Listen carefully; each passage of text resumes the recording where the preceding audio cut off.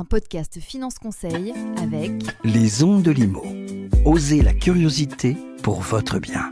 Anne-Sandrine Di Girolamo.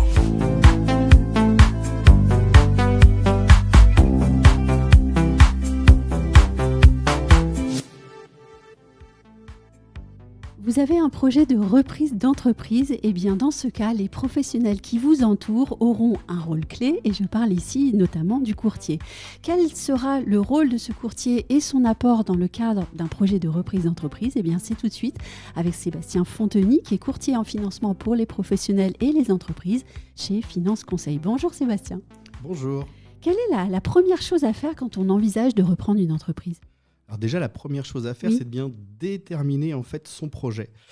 Et son projet, on va le déterminer dans la cible de l'entreprise qu'on recherche. Donc dans quel secteur d'activité, quelle partie géographique par rapport à ça, quels sont les moyens aussi, quel est l'apport que j'ai. Et souvent, on va réaliser ce qu'on appelle une fiche de cadrage par rapport à ça. Et là, ça permet déjà de se donner une idée. Le plus long, souvent, c'est déjà de trouver la cible. Il faut savoir qu'en général, un repreneur va mettre entre 3, 4 mois, voire 18 mois pour trouver une cible. Oui, et puis il faut avoir les capacités aussi. Alors, il faut avoir les capacités, et il n'y a pas de chemin, j'oserais dire, type. Ah oui, c'est-à-dire j'ai quelques exemples là-dessus, et assez sympa. Un client qui a pu trouver sa cible, en fait, il a envoyé un mail à l'ensemble des experts comptables de la région Pays de Loire, en mettant une fiche de cadrage très précis. Il a eu un retour, ça a été la bonne, après 3-4 échecs. J'en ai un autre qui avait envoyé un courrier directement à une entreprise où il avait déterminé en fait l'activité qui lui convenait le mieux par rapport à ça. Le vendeur l'a lu, l'a apprécié, mais il n'était pas vendeur. Il l'a gardé. 1 an après, il l'a rappelé. Oui. Et là, ils se sont mis en relation et là, ils ont transformé derrière. Donc, ce que je veux dire, c'est vraiment ça prend du temps, de la longue haleine, mais il n'y a pas de cible précise, même s'il y a quand même des intermédiaires spécialisés dans ce schéma-là. Et après, pour une reprise, ce qui est bien, c'est de se préparer psychologiquement. Il existe des formations pour ça, des formations qui sont très bien faites. Je pense notamment à la formation du CRA, qui est une association qui est dédiée pour la reprise d'entreprise. Et là, pendant 3 semaines, vous allez être accompagné par des spécialistes, des professionnels qui vont vous expliquer en fait toutes les démarches. Et nous, on intervient aussi à ce niveau-là. Et là, ça permet de se mettre dans un mode focus. Comment je prépare ma recherche de cible et comment je fais quand je l'ai trouvée et vers qui je vais me tourner. Donc ça, c'est la première des choses. Et puis, si je peux rajouter encore un autre sujet, ce qui est important aussi, c'est de constituer une équipe sur qui s'appuyer. Et dans cette équipe... il y aura qui dans cette équipe ? Dans cette équipe, il y a plusieurs personnes. Il y a un expert comptable. L'expert comptable, il va apporter sa vision comptable, économique des choses. Vous allez avoir un avocat aussi. L'avocat, il va sécuriser l'opération. Il va apporter un regard juste sur l'environnement juridique. Et après, il y a un sujet de financement. Et c'est là où, de temps en temps, le regard de l'expert comptable et de l'avocat ne va pas aller dans le sens du banquier. Et nous, on est là pour apporter un peu de contradiction pour en fait optimiser le montage et pouvoir réaliser le projet derrière.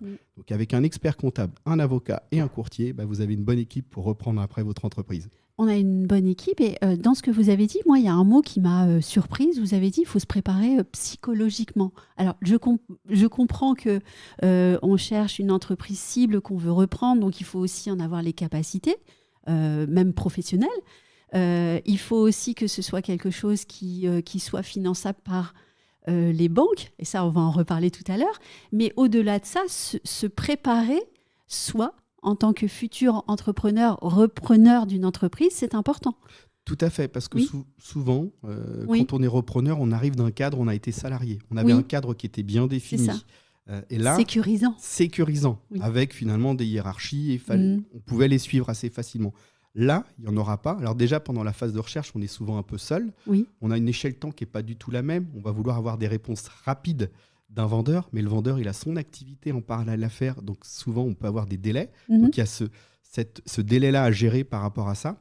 Et puis après, on va arriver dans une entreprise où finalement, toutes les décisions, elles vont nous revenir à un moment. Et ça, quand on est cadre d'une grande entreprise, ça peut être un peu déstabilisant et on n'aura pas forcément tous les services supports pour nous accompagner demain au quotidien. Donc, il faudra être capable de tout faire.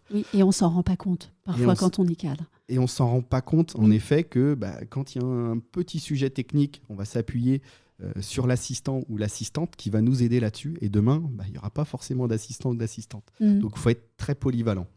Quand on parlait tout à l'heure de semer, d'essaimer dans sa recherche, vous disiez aussi, finalement, il n'y a pas de recette, en fait. C'est ça ? Tout à fait, il n'y a pas de recette type. Je pense que la bonne recette, c'est de savoir ce qu'on veut et après de faire son propre ciblage. Et après, il y a en effet quelques professionnels qui sont dédiés à cette opération-là. Donc, c'est des professionnels de M&A donc, qui font de l'intermédiation. C'est comme des agents immobiliers, si vous voulez, mais plutôt dans le domaine des entreprises.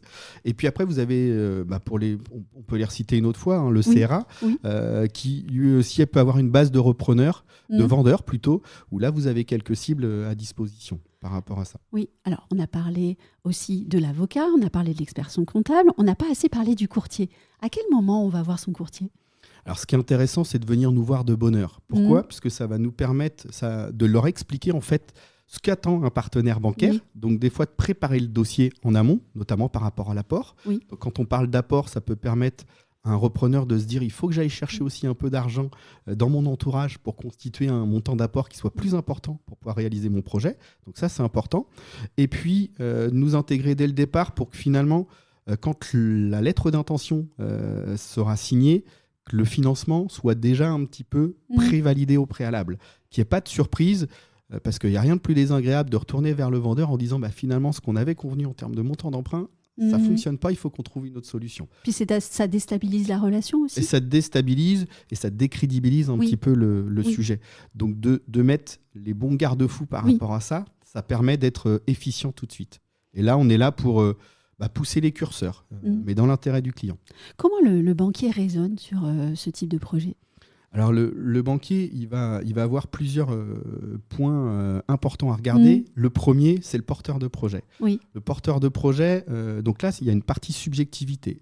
C'est-à-dire que le banquier va se dire, est-ce que j'ai l'homme ou la femme qui est la personne idéale pour la reprise de cette entreprise ? Et c'est cette partie-là qui est la plus subjective, finalement. Et le but du jeu, notamment aussi dans notre métier, c'est de la rendre la plus objective possible. Alors, il y a des petites astuces là-dessus qui sont relativement faciles et qui en plus permettent aux repreneurs de se positionner déjà un peu plus dans une posture de dirigeant. C'est déjà de lister l'ensemble des tâches que fait le dirigeant et de se dire demain il ne sera plus là, qui va les faire ? Est-ce que ça va m'incomber ?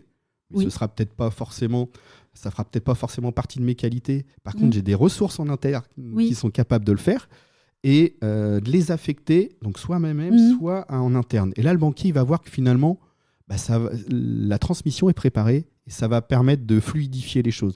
Donc ça, cet élément-là qui est souvent le plus subjectif, qui est de temps en temps un petit peu mal préparé par les repreneurs, c'est important de bien le valider. Et c'est de donner envie au banquier de se dire « je suis le bon candidat ou je suis la bonne candidate pour la reprise ». Donc ça, c'est la partie repreneur. Et après, il y a la partie financier et la partie cible. Exactement. Est-ce que c'est aussi subjectif ? Un peu moins. En tout cas, il faut essayer de le rendre le plus objectif possible. Le banquier, il est souvent dans l'avant-après. Il va regarder comment ça se passait avant et comment ça va se passer après. Et sur le sujet financier, ça va être la même musique. C'est de se dire aujourd'hui, est-ce que si je fais au moins aussi bien que le prédécesseur, est-ce que ça fonctionne en retraitant certaines choses ? Donc, qu'est-ce qu'on va retraiter ? C'est souvent la rémunération des dirigeants. C'est des charges qui auront pu être un peu exceptionnelles à un moment ou un autre. Et ça va nous permettre de nous faire un petit prévisionnel retraité. Il faut être très vigilant sur le prévisionnel.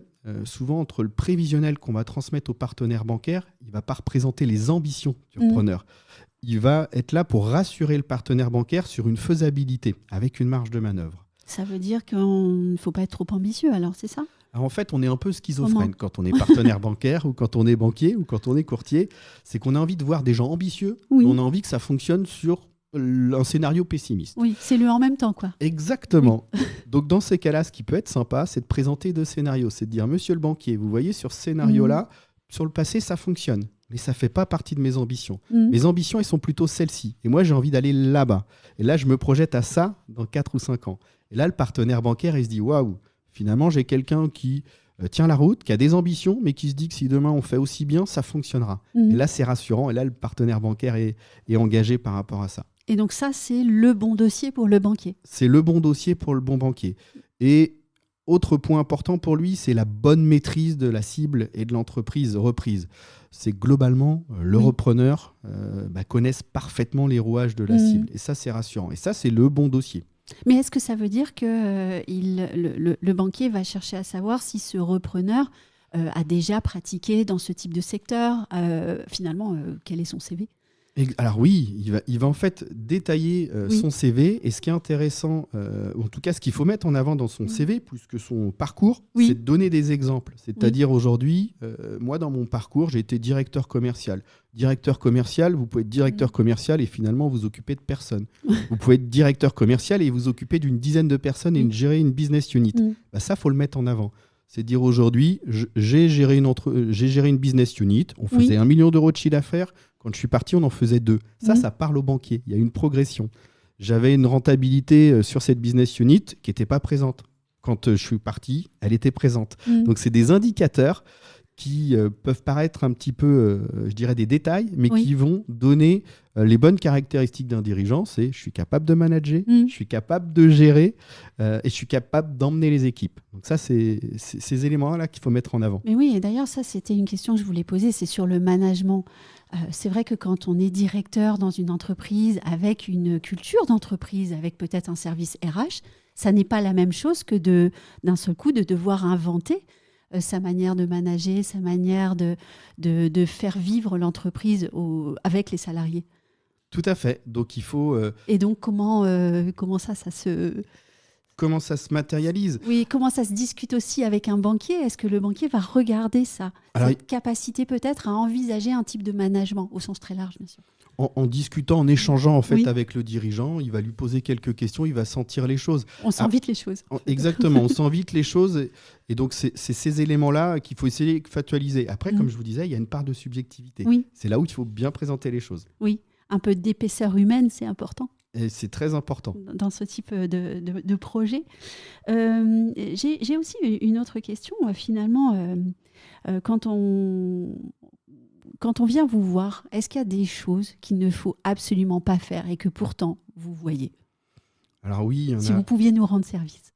Il y en a plusieurs. La première, c'est d'avoir fait pas mal de démarches avant. C'est-à-dire qu'on vient nous voir un peu trop tard. Et quand on vient nous voir un peu trop tard, finalement, on n'a pas capacité. Les banquiers, quand ils ont vu une fois un dossier, parce qu'on va leur représenter le dossier, ils auront un premier avis, on aura du mal à les faire changer. Donc de venir nous voir trop tard, c'est un vrai point faible par rapport à ça. C'est de vouloir aller trop vite aussi. De temps en temps, les repreneurs, et c'est normal, comme je vous disais, il y a des temps longs, et à un moment, ils ont envie d'accélérer. Et c'est de se dire, on va aller vite voir le banquier sans avoir préparé tout le dossier complètement. Et ça, c'est un vrai sujet. Et puis, il y a un autre point aussi qui est important. Quand la cible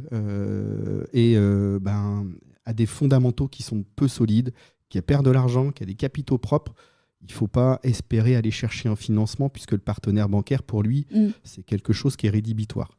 Donc, une cible qui ne va pas bien, il faut partir du postulat qu'il y aura peu de solutions de dette, en tout cas, à trouver pour la reprise. Et si je vous demandais de me dire quelle est l'essence de votre travail ?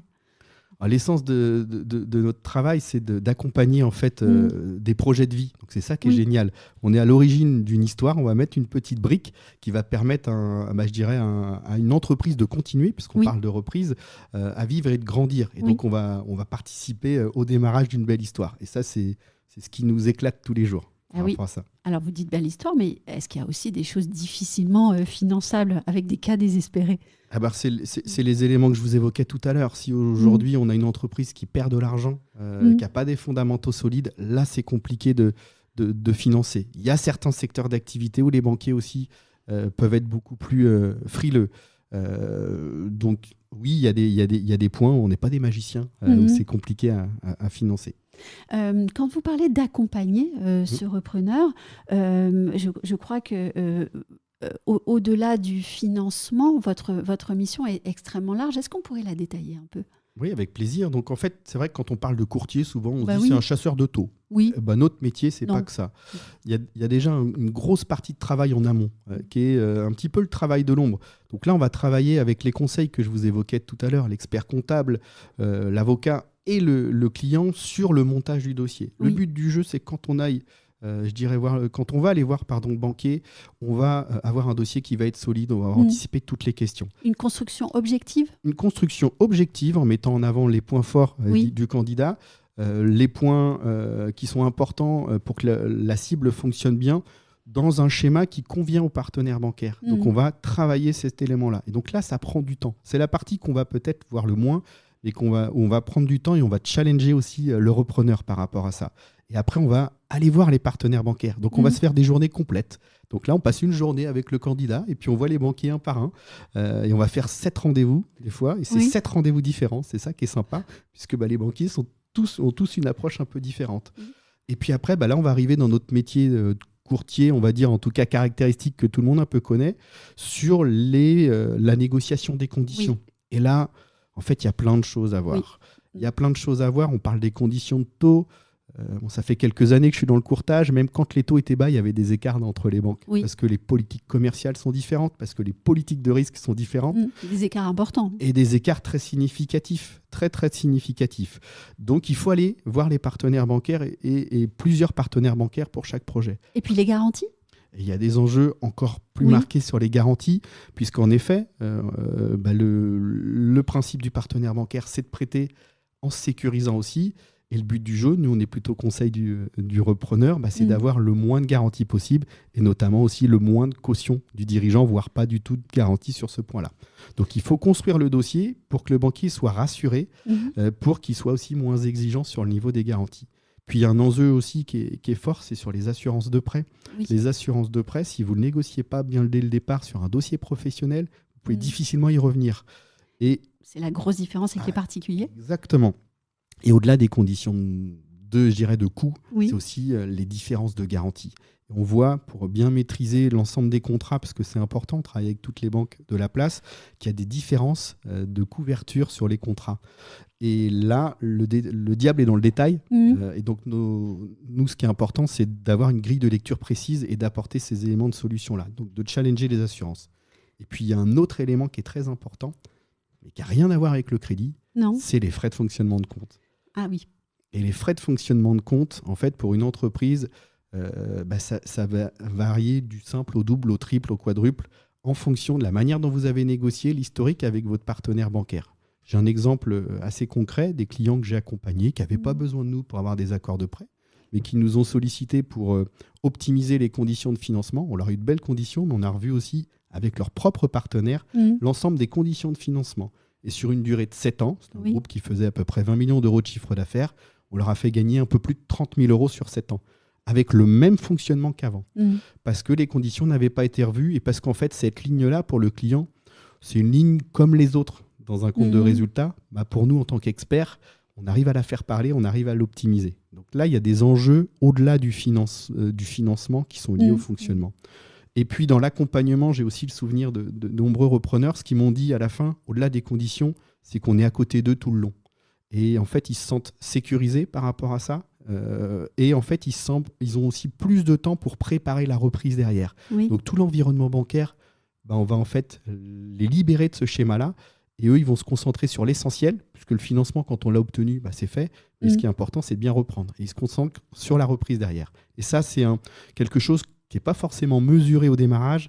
Et souvent, à la fin de la mission, c'est ce que met en avant, en tout cas, les clients quand ils nous font le retour par rapport à notre participation. Et puis, peut-être préparer je ne sais pas si je peux le dire comme ça, le creuset de la relation future entre ce repreneur et le banquier. Exactement. Le banquier, c'est un partenaire, donc c'est de construire les choses. Et souvent, sur des projets de reprise, en fonction des montants, il n'est pas rare d'avoir besoin de plusieurs partenaires bancaires pour faire un seul financement.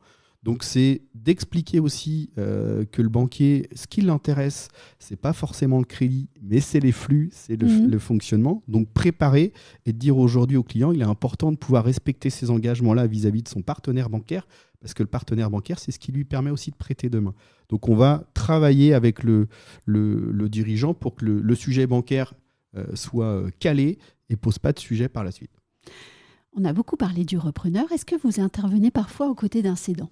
Alors, c'est moins notre métier, puisque par essence, on est plutôt du côté de la reprise, mais ça nous est arrivé régulièrement de le faire auprès de cédants, dans un contexte un peu particulier. Je m'explique, des cédants qu'on connaissait, qu'on avait accompagnés sur d'autres projets, avaient pour envie en fait de céder à leurs salariés. Non pas pour des raisons financières, puisque souvent quand on cède un salarié, on sait qu'on a plutôt... on va pas pouvoir lui céder à un prix qui va être exorbitant. Si on veut le faire comme ça, il faut plutôt vendre en extérieur ou un fonds d'investissement. Mais parce qu'en fait, on a envie de continuer cette belle histoire-là et que l'entreprise reste, je dirais, plutôt autonome.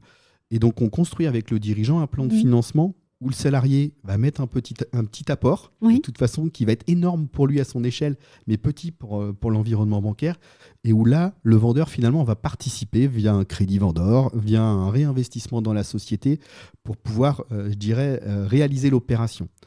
Et ça fonctionne, ça a fonctionné. J'ai eu le plaisir au moins d'en faire une petite dizaine d'opérations comme ça. Et c'est toujours super sympa. Oui, quand même. Avec cette actualité, je dirais, des médias où on voit régulièrement des entreprises qu'on essaye de passer à des salariés, pas toujours avec succès. Sauf peut-être quand on a un bon courtier à ses côtés. Oui, alors un courtier et puis expert comptable, bien évidemment, puis l'avocat. Et là, j'ai quelques exemples d'entreprises, je dirais dans l'alimentaire, dans des magasins alimentaires, avec des candidats idéaux, mais pas des gros moyens. Et grâce à la participation des vendeurs, et j'oserais dire sans eux, on n'aurait pas pu faire l'opération, on a pu construire une belle opération. Et eux leur ont fait confiance. Ce prix-là, ils le retrouvent, mais un peu plus tard. Ils prennent un peu de risque. Par contre, ils ont le plaisir de voir leur entreprise continuer à exister telle qu'elle est aujourd'hui. Et ça, c'est chouette. Et puis, c'est des belles histoires. Et ils maintiennent l'emploi dans les territoires. Et le maintien de l'emploi dans les territoires et aussi une récompense de l'histoire avec le salarié qui a souvent participé à ce que l'entreprise fonctionne bien. Mais en tout cas, ça fait plaisir de vous entendre raconter ces histoires positives. Un grand merci Sébastien de nous avoir partagé tout cela. Vous. Et bien sûr, on n'a pas pu tout dire de cette question si riche de la reprise d'entreprise. Alors, n'hésitez pas à contacter Sébastien Fonteny. Il répondra, j'en suis persuadée, avec plaisir à toutes vos questions. Et nous, on se donne rendez-vous très vite pour un autre épisode. À bientôt. À bientôt.